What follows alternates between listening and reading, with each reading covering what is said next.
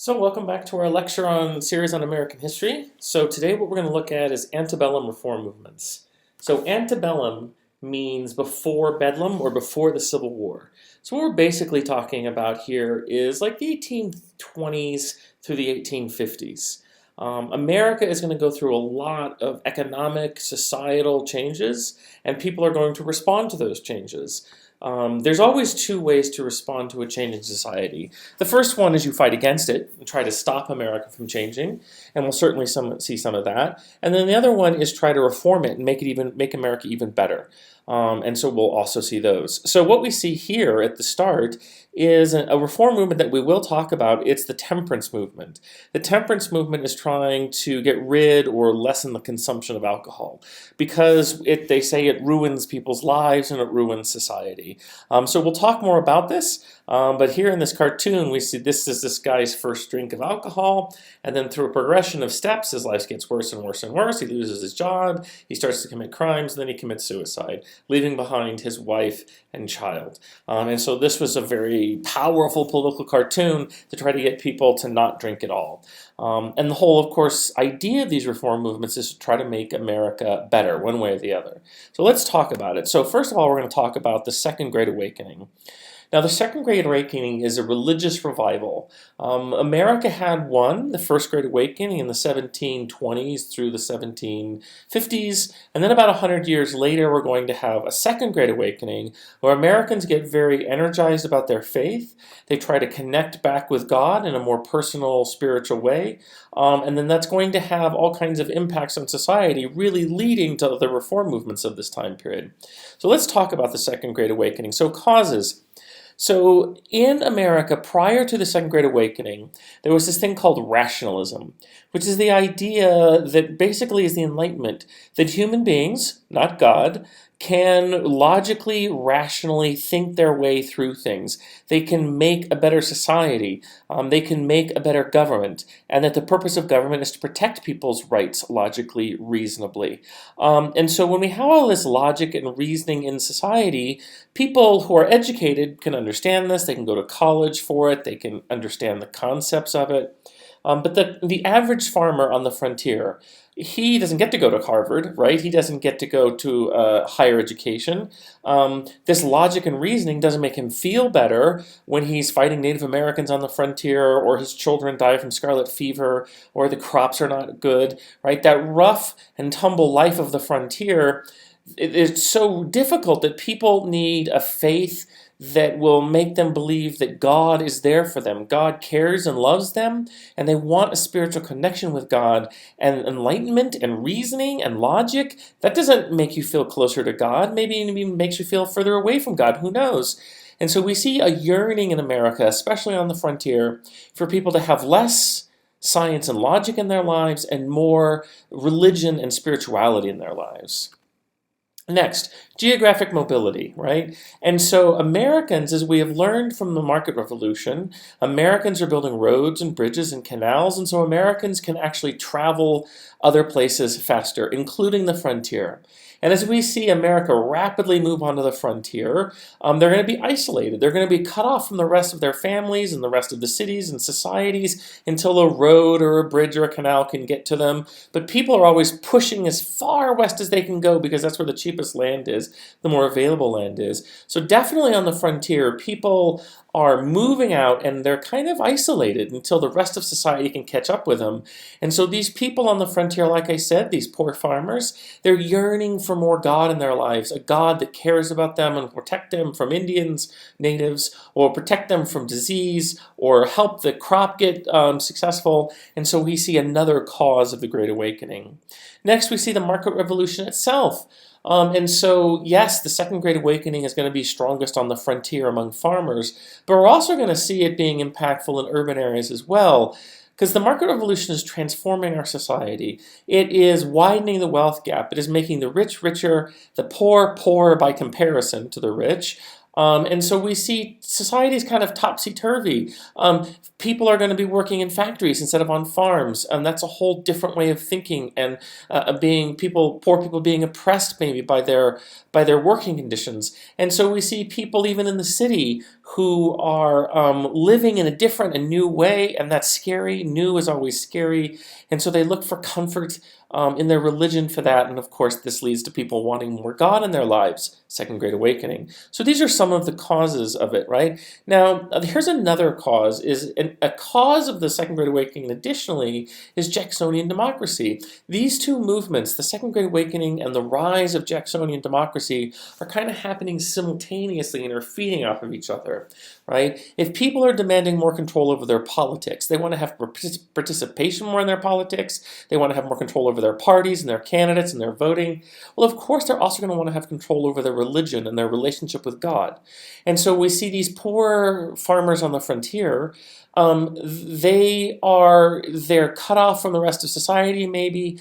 They need God in their lives, and they don't want some Eastern elite educated person coming between them and this inspirational God that they're yearning for. And so we see that people wanting more control over their political life also kind of rubs off, and they want more control over their religious life. They want to have direct access to a caring, loving God, and not have some educated minister stand in between them. Right. Next, it says growing social mobility of poor. What that means is during the market revolution, we also see that it was possible to get rich, right? And so the poor are becoming rich, or the rich can become poor. There's lots of social upheaval in the time, and you're not really exactly sure what your station is going to be, or your kid's station in life is going to be. There's just so many changes going on economically and societally that people look for comfort, like I said, in God. And we hopefully see this trend now in all of the things we've talked about. When people are desperate, when people have a tough time in life, society is changing quickly, religion fills that gap and gives people some stability and some caring and some loving, and so that's what people are yearning for. All right, so I've talked a lot about this spiritual idea that we should have an intense spiritual relationship with God in the Second Great Awakening, and that means emotional, right? Spiritualism is the idea that God is there, God loves you, God cares about you, and so he can become this close, personal connection in your life that's going to help take care of you and guide you. And so the Second Great Awakening, like the First Great Awakening, has a lot of emotion in it. And we can see this in this painting from the Second Great Awakening. We have this minister in an open-air camp meeting. And of course, that's very democratic. It's not being controlled by some church with rigid walls and traditions that you have to follow in church. No, it's out in the open to everybody, very democratic. And look at these people. This lady has got her hands up in the air, and she's experiencing the Holy Spirit, and she's faint, like these people have fainted right over here. And so the Second Great Awakening, these camp meetings are very emotional. We see people saying that they're so inspired by God and the Holy Spirit that they start speaking in tongues, which is just a language that just emerges from you, maybe from the Holy Spirit, they believed. Or, people starting to get so excited about God that there are reports of people barking or people yipping, right? And the people dancing or fainting. And so we see that people are very caught up in this emotional connection with God that they believe and hope will make their lives make more sense and have more meaning and give them more protection and guidance. So we, of course, need leaders of this. And so the leader we're going to focus on here of the Second Great Awakening is Charles Grandison Finney. So he, as it says on the slide, he's very charismatic, which you have to be, emotional, right? You have to, as it says, mesmerize your audience with joy and love and forgiveness and happiness. Which is what people are looking at for this time.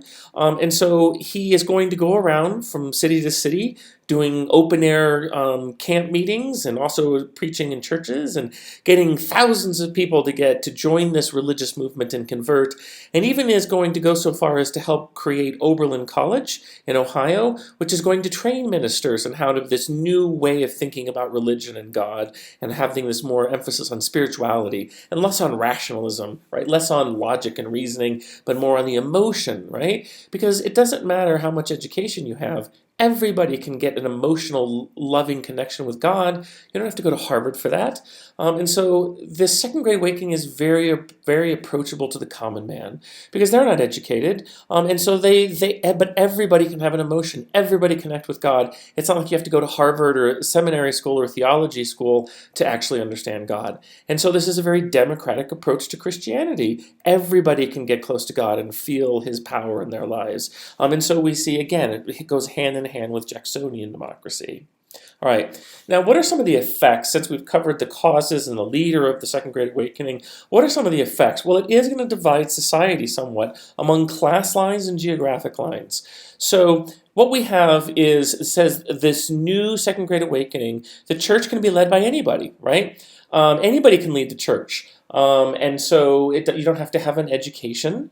You can just somebody who feels the Spirit of God and get up in front of your fellow parishioners or your fellow Christians and talk your truth. So again, very democratic. Now, the old way of looking at Christianity is that the church can only be led by people who are educated, who've gone to a theological school, seminary, and they've learned how to read the Bible, and they've learned Greek and Latin, and they've learned what other Christians have said about the faith. And so that is a very elite top-down version of Christianity, that the only way you can really lead people is to go to school, and really only rich people can do that, upper-class people, and the new way is no, anybody can go and lead their fellow Christians. Right, next, we talked about emotion, right? This Second Great Awakening tries to get people emotional about their faith because everybody can have emotion. The old way of thinking about Christianity, it's a very intellectual way of thinking, right? We have to understand the meaning of a word or the historical interpretation of a passage or, something that you have to be trained at versus something that you just innately know. And so, again, this new version of Christianity is much more democratic and emotional. Next, since it's much more democratic and it's emotional, of course we talked about it's going to be strong in the West, where people are having a tough life on the frontier. They need that emotional support. There's not a lot of education yet. The further west you go, there's not a lot of universities to the west. And so we see that the people out west who have a tough life, they need an avenue to their faith that is not based on education and status and privilege, but it's something that's open to everybody. So the Second Great Awakening is strongest in the West. In the East, of course, we're going to have things more established, and the people that are in charge of Christianity they're the elite families of the city or the town. They've probably been to Harvard, they've been to Princeton, they've been to some places where they've learned how to understand the Bible and read it in the way that other intellectuals have read it. And so we see the old way is more in the East, and the new kind of emotional way is headquartered more in the West. Obviously, the Second Great Awakening is going to focus on the poor because the poor can have access to emotion and education, but not emotion and spirituality. But in the East, it's more focused on and controlled by the wealthy. Like I said, these families that have had access to education. Next, now we've already had, in the First Great Awakening, there was two new denominations that made their way to America from England, and that were the Methodists and Baptists. And in the Second Great Awakening, the Methodists and Baptists are already here, but they're going to get a revival, and they're going to get more members as people kind of go to this more spiritual version of Christianity among the Methodists and Baptists. Now, on the old side, we're going to have people like the Congregationalists who have been around for a while. It's at this point very top-down, the Episcopalian Church, those kinds of things. So that's ruled by old, more established elite. Now, the question of slavery.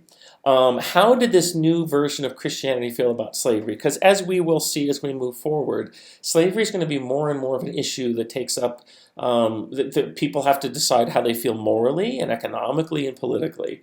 And so really it depended where you lived. If you were on the frontier in the north, you might be against slavery. You say, slavery says, or the Bible says that we should love thy neighbor, and we can't do that if we're owning people and we're mistreating them. But if you're in the south, you're like, well, no, slavery is actually in the Bible. There's instances of slavery in it, and so the Bible seems to condone slavery. And so really this movement is going to be split apart along regional lines as far as slavery goes. All right, so now that we've established the Second Great Awakening happens, now let's talk about the impacts of the Second Great Awakening, besides what we've already said about dividing communities. So there's going to be lots of reform movements that come out of the Second Great Awakening for the simple fact that people in the Second Great Awakening believed that they are being called by God to make not only their own lives better, but make society better as well, to love thy neighbor and create a society where neighbors do love each other and are treated fairly. And so that's going to lead to a whole bunch of reform movements that we're going to talk about for the rest of this lecture. But it also is going to lead to new versions of Christianity, and also versions of Christianity that seek to create a utopia, a godly community here in America where we can finally realize that, as the Puritans said, that city upon a hill, where America will be perfect and great, and God will dwell among us spiritually. Right? And so one of these new religions is called the Church of Latter-day Saints, or Mormonism. Now, this is a uniquely American religion because the founder is from America, and his name is Joseph Smith. And so there he is on the top left-hand corner. Now, according to the Church of Latter-day Saints tradition, he was living in New York, kind of farm country in New York, and he was living in an area called the Burned Over District, which means that there were so many religious revivals that got people so excited about their faith that they got that inner light, and it caught fire, metaphorically speaking, and spread among the people. And so many of these revivals have gone through this small community that Joseph lives in. That's why it was called this Burned Over District. And see, he grew up in a community that was constantly thinking about God and faith and reinterpreting it and how we can make it be more meaningful in our lives. And so according to Mormon tradition, like I said, he was out in the woods one day, and an angel Moroni visited him and said that, there are some tablets that are the golden tablets that God wants you to find, and it is more information about the Christian church and our history that you need to go and look at. And so he does this, and he starts to proselytize and preach to other people about these golden tablets and his message from Moroni and from God. And so he starts to get followers. And so we have this new church be born here in America, right? And so this church is going to be persecuted because anytime you have somebody who's different, as human beings, we start to persecute them, especially religiously. If you think you know what your faith says and then somebody comes along and says something new or different, you're going to be angry because they're changing something that you care about. And so we see that the Mormons at this time are going to be persecuted because of this different interpretation or new interpretation of Christianity. For example, one of the things that Joseph Smith said was that in the Bible, the patriarchs, the traditional leaders of the Bible, they're polygamous. They have more than one wife. And he says that's how God wants us to live. And so we see that Mormonism, the male leaders can have more than one wife. And of course, this is different than the most of American society at the time, where they're monogamous and they say, well, you can't do this, and that's adultery. And so they're different, and so they'll be picked on and persecuted. Another thing that sets Mormonism apart from their neighbors is it's this idea of this utopian community, right? That fellow Christians support one another in brotherly affection, that they are called to be leaders in their church or elders in their church and to take care of one another and come together as a community and as a society. And you can imagine in this time of tremendous change, where the market revolution is happening, industry is growing, people are being separated from their families because they're moving further west, people want some kind of a community that they can depend on, that will bring them together, that will provide support they need. And so this seems to fill that bill. And so this is going to be something that helps Mormonism grow and be appealing. But for the people outside of the Mormon church, they're going to think that this is not American, that Americans are supposed to be rugged individualists. We take care of ourselves, we build ourselves up from our own bootstraps, we make a success by ourselves. It's very individualistic. But here Mormonism is saying, no, we should be a community, we should come together and support one another, and so that sets them apart. And so Joseph Smith and his followers have to move from town to town because every place they go, they're going to be picked on and persecuted. And so eventually they go here to Nauvoo, Illinois, and they try to get as far on the frontier as they possibly can from New York because they figure on the frontier they'll be left alone. There's fewer neighbors around them to persecute them. But they were wrong. And so their neighbors in this part of Illinois, they rise up and they attack the Mormon settlement there. And Joseph Smith is killed. And so at this point, we have to think, well, will this new faith continue? And it does, because its founder died, it does under the leadership of Brigham Young, who we see on the right-hand side. And so Brigham Young makes the decision that he and his fellow leaders, that we cannot stay in the United States because everywhere we go we're going to be picked on. And so what we're going to do is we're going to move out of the United States, out of the Louisiana Purchase, right? And we're going to go into northern Mexico. And so at this point right here, this area around Salt Lake City, current Salt Lake City today, is in extreme northern Mexican territory. And so they go there because there's not many Native Americans, it's a desert. There's not many Mexicans because it's a desert, it's hard to live there. And so there's not very many Americans because it's not even in the United States. And so they go there, think that they can kind of live alone and separate in the desert and make this perfect utopian community where they can thrive and be a community and practice their faith they want to. Of course, America has a long tradition of this, of people moving for religious freedom to go start a perfect utopia, a new life. We see the Pilgrims do this and the Puritans do this. Catholics did it when they created Maryland in the colonial period, and we see this happening again and again. And so for a while, we'll have an increasingly large Mormon community start to grow in the Salt Lake City area, and eventually, of course, the United States will catch up with them and take the region over. But for now, let's leave them in northern Mexico. So that was an example of a utopian movement that kind of came out of the Second Great Awakening. Now let's shift to a little bit more secular movements that come out of the Second Great Awakening. We're going to have a whole series of reforms that are inspired by Jacksonian democracy to help your fellow man and give everybody equal access, and also are inspired by the Second Great Awakening to go make society a better place and to help other people. And so one of those is going to be public education. Now, we have had public education in America.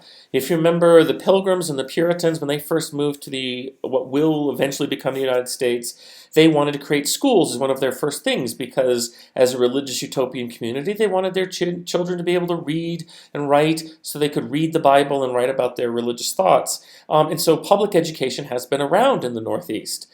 But as people start to move west, especially the grandchildren and great-grandchildren of those Puritans and Pilgrims, and they start to move west into Ohio, and then they start to move west in Louisiana Territory and so forth, they want to bring their public education with them. And so we see public education, the idea that the community should spend their tax dollars to help educate the children is something that started in the colonial period, and as we move west, will go west with us in the north, right? Not so much in the south because that wasn't part of their history, right? Southerners didn't need, when they were in the colonial period, didn't need to have their children to read and write the Bible. It wasn't why they came to America. And so we don't see a lot of public education in the South at that point, or into this time period we're talking about now.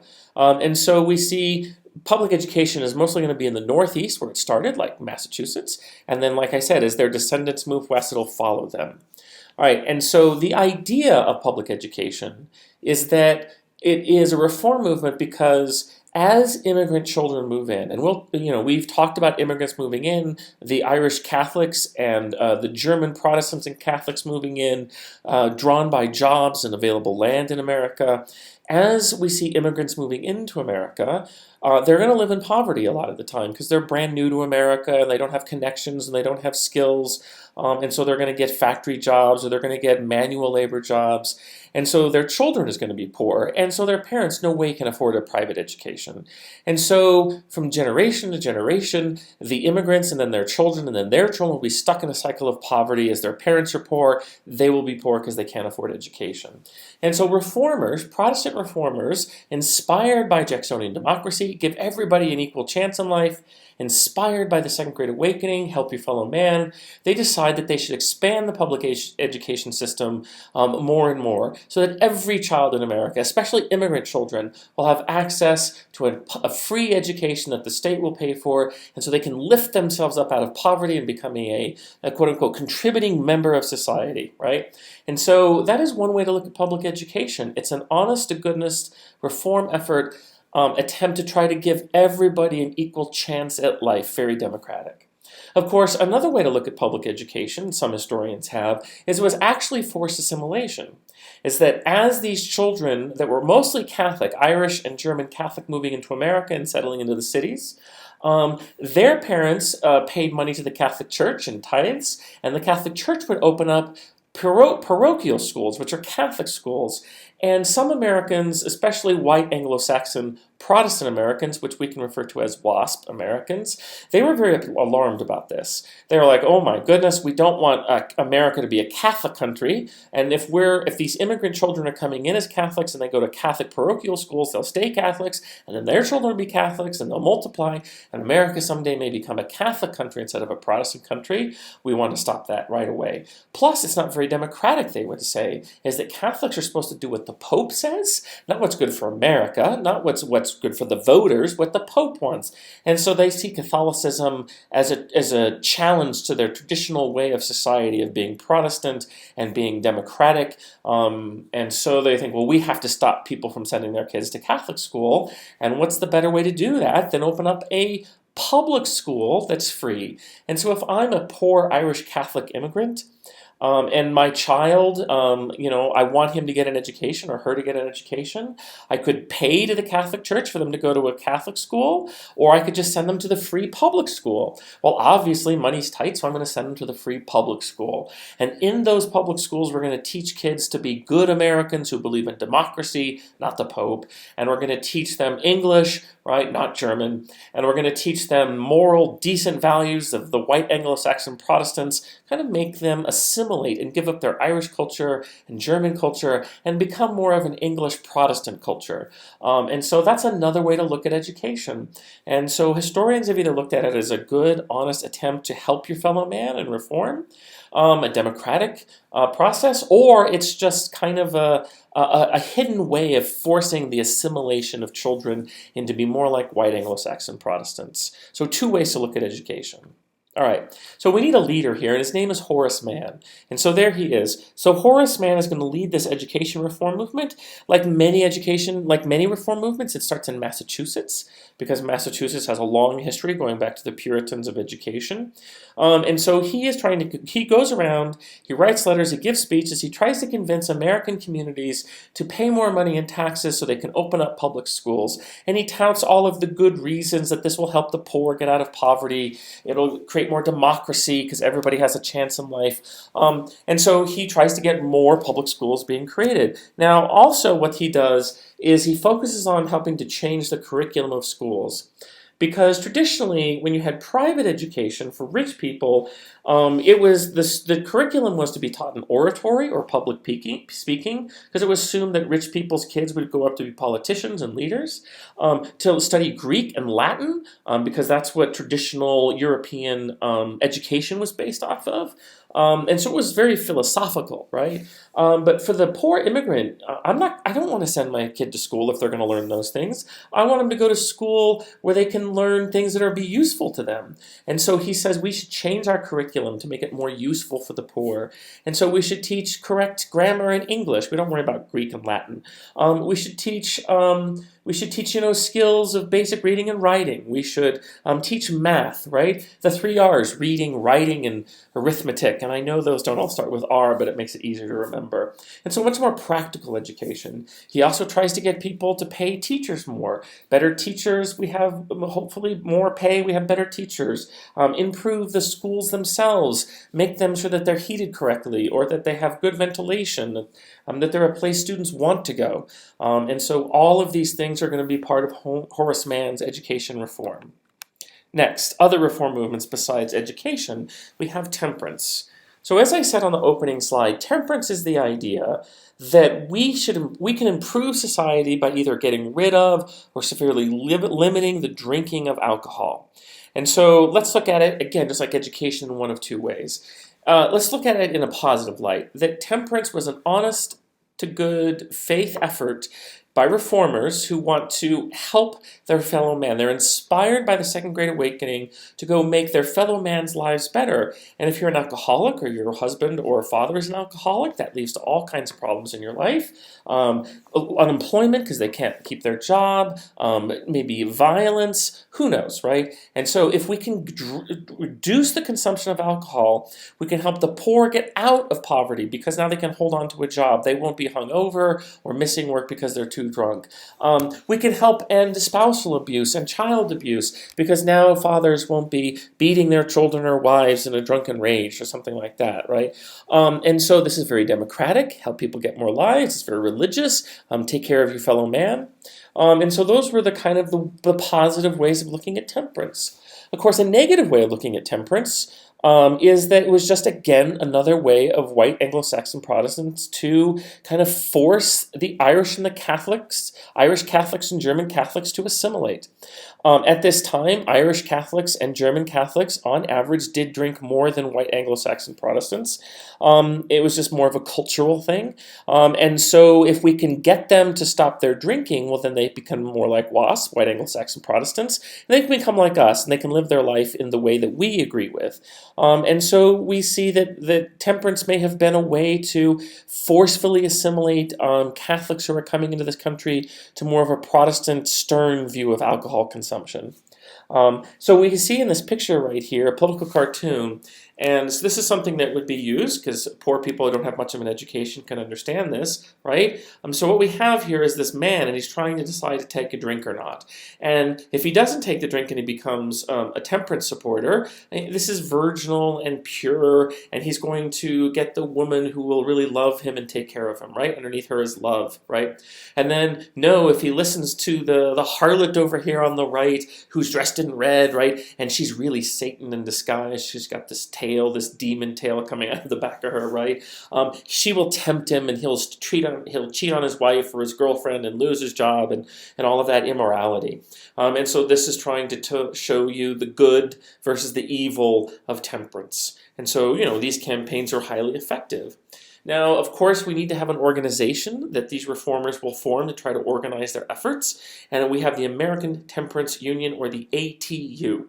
Now, there'll be temperance societies after the Civil War, so let's not confuse them. This is antebellum, or before the Civil War. The American Temperance Union, or ATU, is going to try to organize people to stop drinking. Another aspect of this is kind of a radical side of temperance is teetotalism. That means that we will totally, capital T, abstain from the drinking of all alcohol. And so some temperance people believe that you should have less consumption. The teetotalers believe that you should have no consumption. And of course, this is going to have a very difficult time of taking over society. And so we will not outlaw the consumption of alcohol until, well, we get to the 20th century. And so, but until that time, we'll have effort after effort to try to get rid of alcohol consumption in America. Next, women's suffrage, which means women have the right to vote. Now, we have talked about previously in this class that women have been demanding the right to vote even during the Revolution with the Spirit of 76. And for the most part, except for New Jersey, briefly, women never did get the right to vote because it was just too radical for the time, and men just didn't think that women would be smart enough or capable enough to be able to vote. And so women had basically no political rights. If you can't vote, then there's no reason for politicians or the government to pay attention to you because you can't vote them out of office. And so women thought, in order to us to have a better life, in order for women to have more control over their money, to have more educational opportunity, to have more political rights, that all starts with women getting suffrage, the right to vote. Because if we can vote, then we can run for office, and the politicians will have to listen to us, and they'll have to cater to us, and they'll have to pass laws that make women's lives better. Reform. And so we see, again, the women's suffrage movement is inspired by the Second Great Awakening, trying to, believe that all women they're loved by God, so why shouldn't they be able to control their religious life and political life? It's also inspired by Jacksonian democracy, right? If more men are getting the right to vote, if all white men should have the right to vote, well, what about women too? And so we have Elizabeth Cady Stanton, and we have on the left, and we have Susan B. Anthony on the right. We need to know leaders. And they're going to try to organize women to get them to, convince men to give them the right to vote, because women can't get it themselves. They just have to try to convince men to grant it to them. Now, so they do this at a place called Seneca Falls, which is in 1848 in upstate New York. And it's this big, very famous gathering of suffragettes and men who also support suffrage from not just America, but from also Europe too, who come to New York, and they put down a declaration of rights that they think that these are things that we should believe in as an organization, as in a country. And it looks very similar to the Declaration of Independence, right? And so instead of we believe that all men are created equal, it says that we believe that all men and women are created equal. And they did that on purpose to make it look like the Declaration, because by doing that, they're saying that America is not just for men, America is for women too, right? And so this is kind of the galvanizing meeting that really got the women together and their movement on the map as far as the rest of society goes, and they're paying attention to them. Now, the reason I have cult of domesticity scratched out, because if you remember, in a previous lecture, we said that the cult of domesticity is this idea that there is two spheres of influence in the world. The men's sphere of influence, or the male, they should be out in community, out in politics, out in the business world, making money, providing for their family. And the women's sphere of influence is domestic. It should be at home, taking care of kids, supervising the house, cooking and cleaning, those kinds of things, and the two should never cross. And so these women here are saying, look, as long as women do not have access to the vote and government, women will never be taken care of, because men won't be inspired to do it. Women have to do it themselves. And so we try to get rid of the cult of domesticity if you're a member of the women's suffrage movement. All right, and so we see these are political cartoons that are published to go against the women's suffrage movement, right? Here we see men that if you let women vote and have political power, they'll be the ones going out in society and will be stuck at home with the children, which apparently they didn't want to do. Also, it says, look, if we let women go out into the men's world and vote and run for office and own businesses, they'll start smoking and drinking and acting like men and be carousing at all times of night. Nobody will be raising the children and giving them a good moral education, and so American society will fall apart. And so we see arguments against women's suffrage. All right, next we get to utopian communities. So as we said with the Church of Latter-day Saints, or Mormons, coming out of the Second Great Awakening and Jacksonian democracy is going to be this idea that human beings can try to make society better. Human beings can help their fellow man and create a utopian society. Well, in the economic way of thinking about this, we have a couple of brothers who decide that they're going to open up a textile factory in Lowell, Massachusetts. Now, they're reformers. They want to make money. They're businessmen, but they also want to make a better way of creating a factory. Instead of having the oppressive factory conditions that we see in England at this time with the Industrial Revolution, where workers are worked for long hours with low pay and unsafe conditions, where they live in absolute poverty and the rich get richer and the poor just get poorer and more depressed. We don't want that here. We're trying to reform society. And so what they try to do with the Lowell system is they try to make a kinder, gentler industrial revolution, where the owners of the factory paternalistically take care of their workers and treat them well. And so we have kind of this perfect utopian factory system in America. So it starts in Lowell, Massachusetts in 1822. Here's this textile mill. And so what they do is they go around to the countryside of New England, and they say to farmers who have a daughter, right? Like, look, we know your daughter is not going to contribute as much on the farm as your sons are, because they're weaker and smaller and they can't physically do the same amount of work. And we know that they're another mouth to feed. So why don't you let them come to our factory, right? They'll make money. We promise that they'll be well treated. And so with the Lowell system, we promised the parents of these women that the women would be housed in dormitories, so they wouldn't live in the street or in poverty in some low-rent home.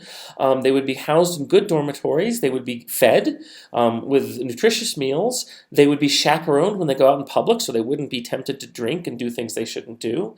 They would also be given education on how to improve their lives. And so this is a factory system that's utopian, right? Where the owners are looking out for their employees and trying to help them have a better life instead of oppressing them or taking advantage of them.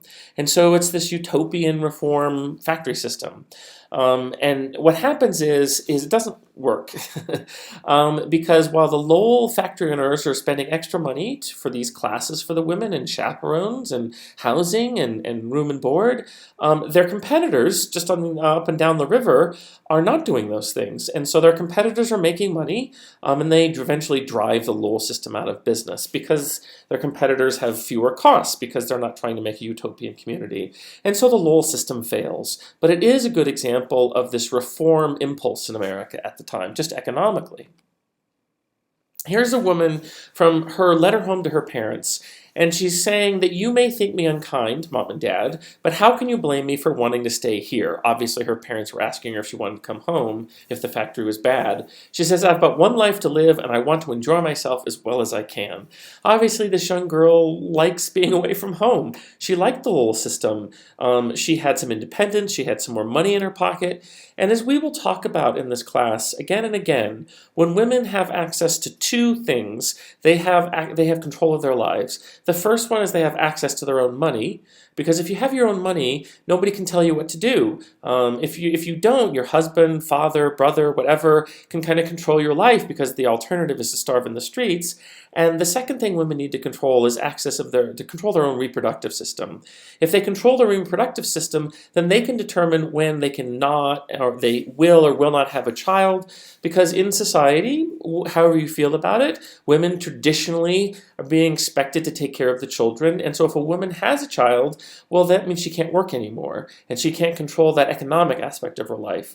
And so we see for women's groups, they're always advocating for women to control their own income and for them to control their own reproductive system. So we haven't reached the point where women control their own reproductive system, but here, at least for a brief period of time, we have the Lowell system where women have access to money and they can have some independence, as we see in this document. All right, next. And so Brook Farm. Now, Brook Farm is a utopian community, but unlike Mormonism, it is not religiously inspired. In fact, far from it. This Brook Farm is created by George and his wife Sophia Ripley, and as you can see in the founders, they promise total equality between men and women. So here it's a reform movement. We believe that women and men should be treated equal, and that will improve the lives of women, and it will make men better people, and so we're trying to make society better, right? And they believe that people on this farm, if you move to this farm, and there was never more than about 100 people on this farm, that everybody would share the work, and they would share the wealth. And when we decide what to do every day on the farm to make it a go, people will decide what they want to do, what they have an interest in. And that way, instead of trying to figure out how you can beat your fellow man, how you can become richer than them, now what we'll do, our focus is not on selfish things, but our focus is on how we can make society better. So they really emphasized education on Brook Farm. They emphasized, sitting down and thinking about how you can make yourself a better person, or society, or the farm a better place. And so they believe in what we call perfectionism.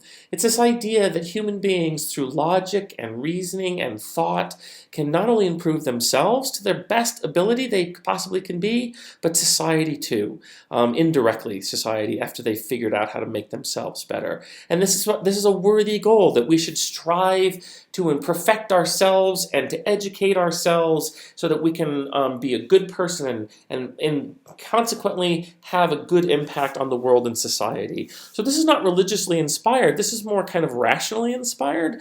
And so it's not a religious utopia. It's more of a philosophical utopia, right? Now, this doesn't work, obviously, because people do not want to be equal, as we've found out through history. If I work harder, I want more wealth. And if that person doesn't work hard, well, I don't want him to share in my profits. And so eventually all of these utopian communities that we're going to talk about fall apart for that reason. But for a while, it inspired the imagination of people in America and indeed around the world.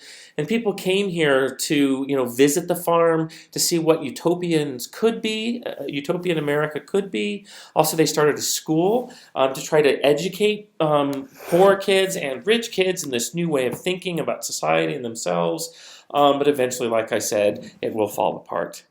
Next, we have the Oneida community, another one of these non-religious or religious communities that are secular. And so the Oneida community is founded by John Humphrey Noyes, and it bears some resemblance to Brook Farm. They believe that it should be a community where men and women are totally equal, and everybody shares the work and everybody shares the wealth. They live together in a community house, as you can see in the top right-hand picture, and everybody is working together, as you can see in the bottom left-hand picture. Men and women, there's no division based on gender of what you do. And so when you get up in the morning, The society will decide, do you want to take care of the children? Man or woman, doesn't matter. Do you want to go work and make traps or silverware is what they're making here? Do you want to go work in the field? Do you want to give a tour of people? Do you want to work in the kitchens? And so people will work where their abilities and their interests lie. And there's no focus on wealth. Everybody gets along. Now, they did take it a step further, and so they said, John Humphrey Noyes says also, we want to change marriage in our society, because out in the rest of the world, outside of our Oneida community in New York, that men dominate women through marriage, right? That men, the symbol of marriage, a ring, is also the same shape as a collar, right? And so it's a way for men to dominate women and control them. And so what they decide to do is that they still will have marriage, but it'll be what we call a complex marriage, where as soon as you join the community, if you're a woman, you're not married to any one man who can tell you what to do, is you're married to automatically all the men in the society. And so if there is one man that you have affection for and he starts mistreating you, you can say, forget you, and you can go and start to have a relationship with another man if you so choose. So no one man controls one woman and vice versa. Men, when they join the society, they're married to all the women. And so we see that this is definitely not how the rest of society works at the time. It was considered very cutting edge at the time, and people were very curious about it. And so people would come and visit the Oneida community and just like, what are you guys doing? And so they would get tours of it. Now, of course, they even went further than that, is they practiced eugenics. Which is the idea that we can somehow craft a better, more perfect human being. And so in this community, they said, look, in our next generation of Oneida community members, we want to have community members that are intelligent, hardworking, kind, smart, that get along with their peers. And so what we're going to do is you can have sex with whoever you want, but when you decide to have a baby, the society is going to pair up people that we think represent the best of our community. So when they have a child, that child will be the perfect community member. So, this is definitely not, again, what the rest of society believes is okay at that time. And so we see people are interested in this community, but they don't really have ever a lot of members because, again, people don't want to share, whether it's the person you love, you don't want to share them with the rest of the world typically, or you don't want to share the money you have or the hard work you've done. And so eventually this utopian community will disintegrate. However, the company that they started will continue on. And so Oneida, what they did in this thing, as I said, they made small traps made of metal, or they made flatware, commonly known as silverware. When it's made out of metal, it's flatware. And so that company will continue even though the community fell apart. And so Oneida still is a company that makes flatware for people's homes and kitchens. All right, so now we get into our last section, and we're talking about literature and art. How did this new democracy, rationalism, religion, how did all of these new movements get reflected in art at the time? Well, let's kind of go back to the War of 1812, and we had said after that war is over, there was a feeling of nationalism in America, pride in our country, who was able to, defeat England twice. And so we see that we talked about the legend of Sleepy Hollow, as we see up here. Of course, there's the legend of Rip Van Winkle, as we see here. These were all American myths that Washington Irving went around and talked to people about and then wrote about, celebrating American folk tales and American culture. We had talked about The Last of the Mohicans by James Fenimore Cooper. And so we are starting to get this very kind of art world, literature world, where Americans are uniquely celebrating what it means to be an American. And that trend just continues through the 1820s and 30s and 40s. We're going to see American literature start to flourish as America grows and becomes successful. We stop looking to Europe for inspiration on how to write and how to read, and how to sculpt and how to paint, and we start to have a uniquely American slant on all of these art forms. And so what we have here is the Knickerbocker group. And so the Knickerbocker group is artists from New York.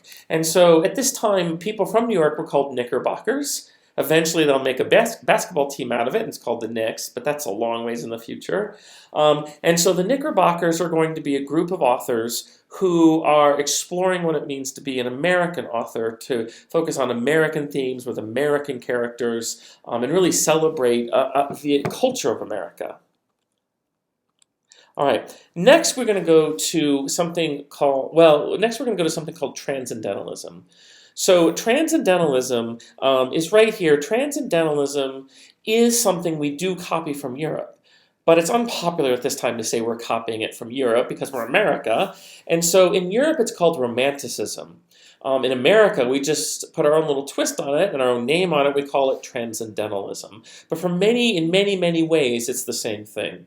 So Romanticism or Transcendentalism, what it is, it's another way of rejecting rationalism, right? We had said that in America, one of the reasons for the Second Great Awakening is people were sick of thinking about logic and science and reasoning, and they wanted more spirituality in their faith. They wanted to reconnect with God. And so there you go. That led to the Second Great Awakening. But what if you want those same things, but you're not religious? Right? What if you want those same things of emotion and love and fear and all of the things that make humans emotional and excited and life worth living, but you just don't really want to focus on God? And so that is Transcendentalism. It's this idea that human beings, that emotion and thought is good, and that the logic and reasoning is bad. There's got to be some inner truth that we could find without kind of logically, scientifically thinking it out, because that's dry and boring.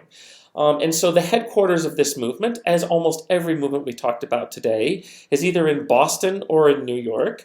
And this one's in Boston. And so we have people that say, Transcendentalists in America believe logic, science, reasoning bad. They also believe that authority is bad, right? They see that the society is changing and there's a wealth gap growing. And they think, you know what? That's all because human beings are stupid, and human beings make leaders and governments, and they've just screwed everything up. And so we reject authority. We reject the traditional way of doing things. We want to think about something, a new way of doing things. And who can do that? I can. But not through science and logic and reasoning. No, to heck with rationalism. What we're going to do is we're going to think in new ways. And so also anything that's traditional is bad. So I really love this picture. It's not from historically the time period. But I like it because for me, it really shows Transcendentalism. It is this idea that I am going to open myself up to the universe, some natural truth out there that's not necessarily God, that is just some truth in the universe, some reality in the universe, and I'm going to open it up with my emotions.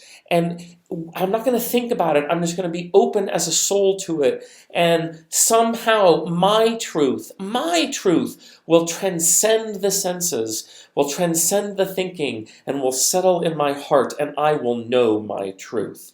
And I can't describe it, and I can't put a number on it, and I can't logic it out, but you will know your truth when it comes to you. And everybody's truth is relative to them, right? You can only figure out how you should be and what the world should mean for you. And so I thought, here is this woman opening herself up to the universe. She doesn't care about gravity, apparently, or science and logic and reasoning. She's just letting her soul go and hoping the truth will transcend her senses and enter her soul. By the way, public service announcement, don't ever do this. Gravity actually is a thing. All right, so next. So obviously we need leaders of this, and so we have Ralph Waldo Emerson, and he's going to be really the godfather of Transcendentalism in America. He's kind of the main prophet of this new way of thinking. So here he is in front of this crowd, standing up, giving a speech to intellectuals about what Transcendentalism means to him. Now, I did say intellectuals on purpose, because Transcendentalism is going to be very appealing to intellectuals and educated elites because they have taken college classes, they have a high degree of learning, philosophy makes sense to them. But they also were kind of sick of the whole logic and reasoning of the Enlightenment and the scientific revolution. And it's a new way of thinking, it's a new philosophy. And so, of course, educated elites are going to be interested in this. If you're an uneducated person, well, then probably the Second Great Awakening is going to be more your cup of tea. Because, again, it's emotion and it's feeling without education. And so we have these kind of two movements, Transcendentalism going on in educated Boston and the Second Great Awakening going on the frontier at the same time.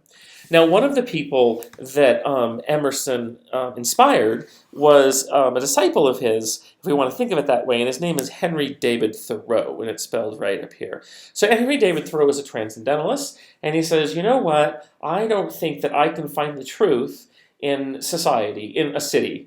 Because society is full of tradition, and it's full of power structure, and it's full of politicians and businessmen, and it's full of people thinking about themselves, and it's full of people thinking about money, and they're not trying to find their truth. And everything we've created in society is all just a sham, so I need to withdraw myself from society. And where should I go? I'll go to nature. Because in nature, that's how he says things were originally supposed to be before man corrupted everything. And so he's going to spend a year out in the woods in a place called Walden Pond.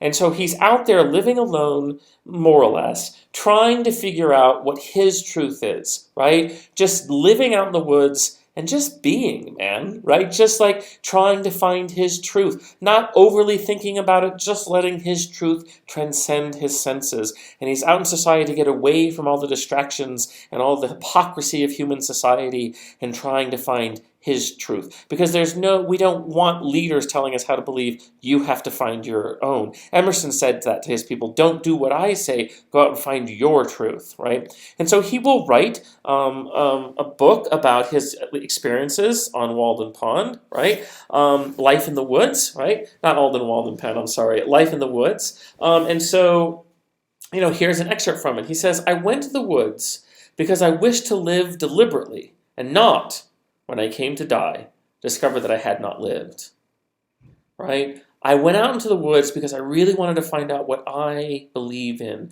what my truth is, and not just stay in society and pursue wealth or pursue status and privilege, do what I was told by the authorities, and then when I come to my deathbed, realize I don't really know the truth. I don't really know what I'm here and the meaning of life is for me. I want to find out who I am, not just fit into society.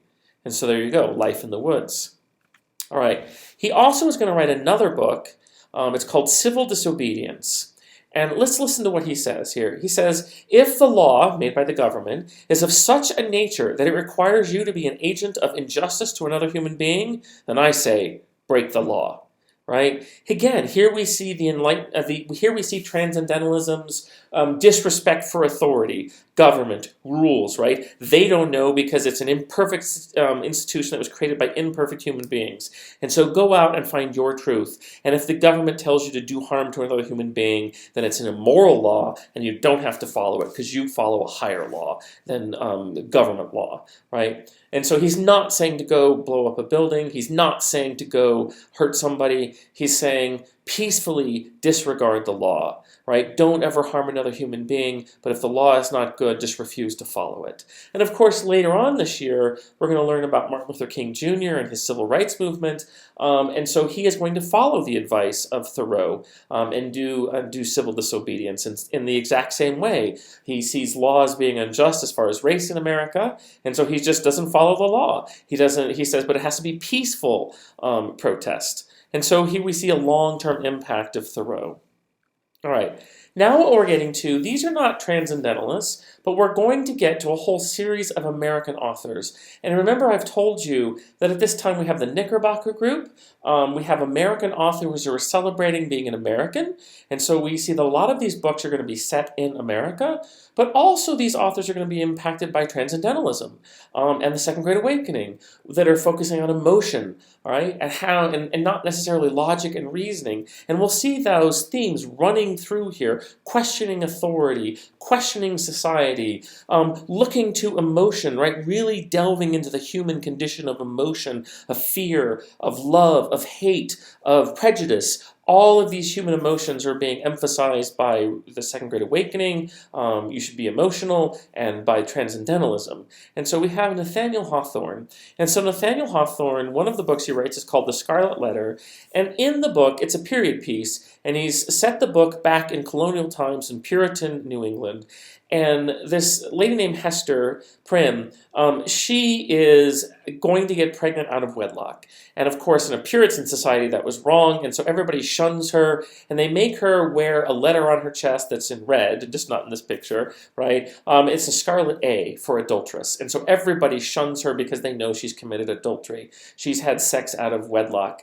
And so he's talking about the emotion she feels, and he's also questioning what kind of a society could do this to a young girl, and she didn't commit any horrible things. She just, fell in love and then had a kid. And so he's like, what kind of society could doom her for that? And so again, we see the impact of transcendentalism, right? Questioning authority, trying to use emotion to try to, tug on your heartstrings to figure out, is this the kind of society we want to belong to? Next book, we have Emily Dickinson. So she's a bit of a recluse, right? She didn't really like being out in public. And so a lot of her poetry, she's a poet, is kind of sorrowful. It's kind of sad. And so let's look at this poem. She says, "Safe in their alabaster chambers." She's talking about being in a casket, right? In a mausoleum, maybe. Alabaster, the color of marble, maybe. Untouched by morning and untouched by sun, because she's in a casket. Sleep the meek members of the resurrection. So she's waiting for the resurrection. She's asleep. Rafter of satin, that's the top of the coffin, and roof of stone. She's in a mausoleum. Light laughs the breeze in her castle of sunshine. Babbles the bee in a stolid ear. Pipe the sweet birds in ignorance cadence. Ah, what sagacity perished here. And so she's just kind of drifting along in her casket, waiting for the resurrection. And there's lots of she's peaceful. She's not troubled by the worlds and the living's people's problems anymore. She says, grand go the years in the crescent above them. She's lying in her casket for a long time. Worlds scoop their arcs and firmaments row. Diadems, crowns, drop, and doges surrender, soundless as dots on a disk of snow. And so here she says, she's saying that when I die, my life will be better because I will be at peace, right? And I won't be troubled with the trials and tribulations of modern life. And so again, we see she's being impacted by the reform impulse and this changing society. And she's like, enough already. I don't want it anymore. And I can't take it. I don't like being out in society. And so, yeah, kind of depressing. Beautiful, but depressing in a way for me. Maybe not for you. But there you go, Emily Dickinson being impacted by her life. Next, we go with Walt Whitman. And so here he is on the right, and he says, man should sound his barbaric yawp over the roofs of the world. Get in touch with your inner barbarian. Don't worry about convention and society and rules. Just go be your prehistoric man. So yeah, it fits into the time period, right? He's rejecting traditional society like the Transcendentalists. He's trying to get more in touch with his emotional side, his caveman side. Look at how he presents himself. I mean, he kind of looks like a caveman. And so he's like, this is how we should be our lives. We should think of our own life. We should not do what society tells us. Next, we have Edgar Allan Poe also writing at this time. Poe definitely is macabre in a lot of his poetry and a lot of his short stories. And so one I've chosen here, it's a poem called The Raven, and you can see the raven in the picture. And I'm not going to say it verbatim, but he's alone in his room, and he's pining away for his lost love named Lenore, right? And he says, once upon a midnight dreary, while I pondered, weak and weary, going o'er some forgotten lore, suddenly there came a rapping, tapping at my chamber door. And he's thinking about his lost Lenore, right? And so he's thinking about love's loss. In a lot of his short stories, he talks about death, he talks about hate, he talks about revenge and regret. And so these are all emotions that he is having. And again, he's looking at society and he doesn't know how to fit in, and he's upset about it. He's looking towards emotion, like a lot of these authors at this time. He's not necessarily copying what's going on in the Romantic movement in Europe. He's kind of putting his own unique twist on it.